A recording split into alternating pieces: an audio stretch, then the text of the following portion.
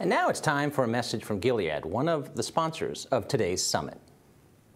When I talk about diversity and inclusion, I think about diversity being invited to the dance, and I think about inclusion being actually asked to dance. My name is Valerie Brown. I'm the Senior Vice President of Quality at Gilead Sciences.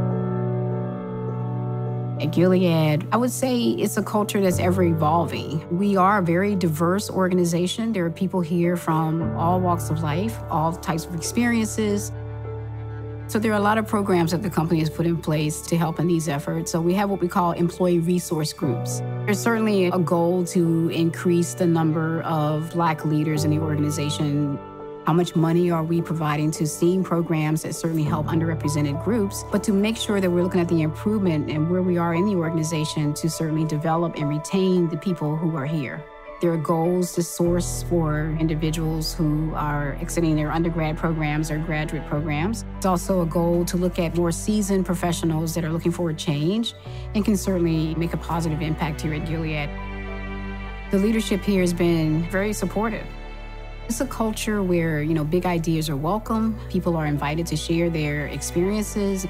It's not about being perfect, but it's striving for excellence. We're not just so insular within the confines of the walls here, but we're aware that there's a great big world out there, because something that may have gotten you where you are 10 years ago may not be what's going to take you 10 years into the future.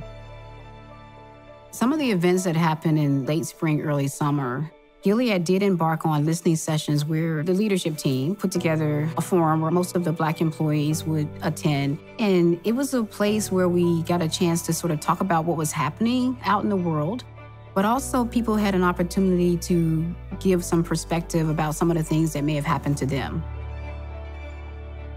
But being able to talk about that at work with colleagues was definitely it was very emotional. I don't think it's very hard to find diverse talent. We can make the change that we need if we're all aligned in terms of what the goals are, recognizing what the problem truly is, what problem are we trying to solve, and then what's our plan to solve it. I think the only barrier to progress is ones that, we would put up ourselves. So for that, I can be optimistic in that fashion, just as we are here within the walls of Gilead.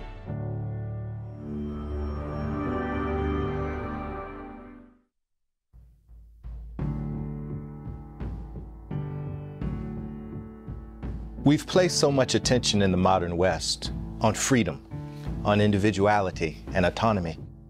And in the process, we've actually diminished some of the great ethical teachings of our faith traditions as it relates to what we owe the other. That's what social justice is about. It's about living our lives in such a way in our communities and structuring our society and world where we take care of the other. At Wake Forest, we talk about our motto, Pro Humanitate, for humanity, so that our enterprise for educating is not just for the sake of learning.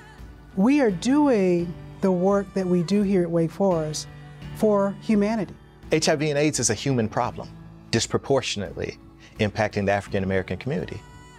At Wake Forest University School of Divinity, we believe that Black lives matter, full stop.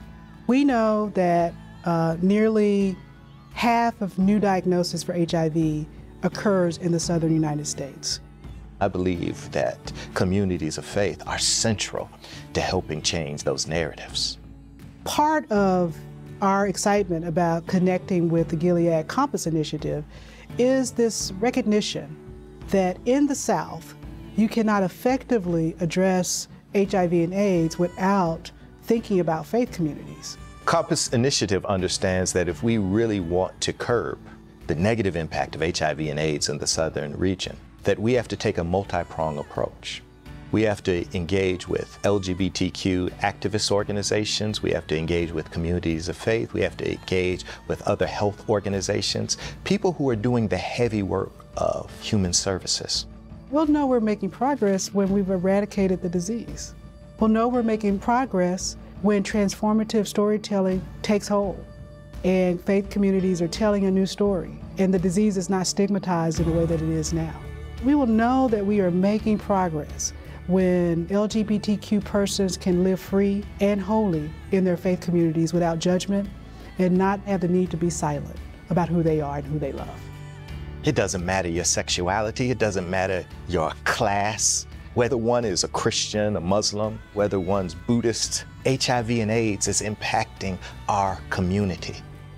When we're able to walk into any African American church in the South and see that they are addressing HIV and AIDS, doing testing, helping people with their medicine, when they're doing that in the same ways as they currently do diabetes screenings or blood pressure screenings right now in their health ministries, I know that we've made a difference.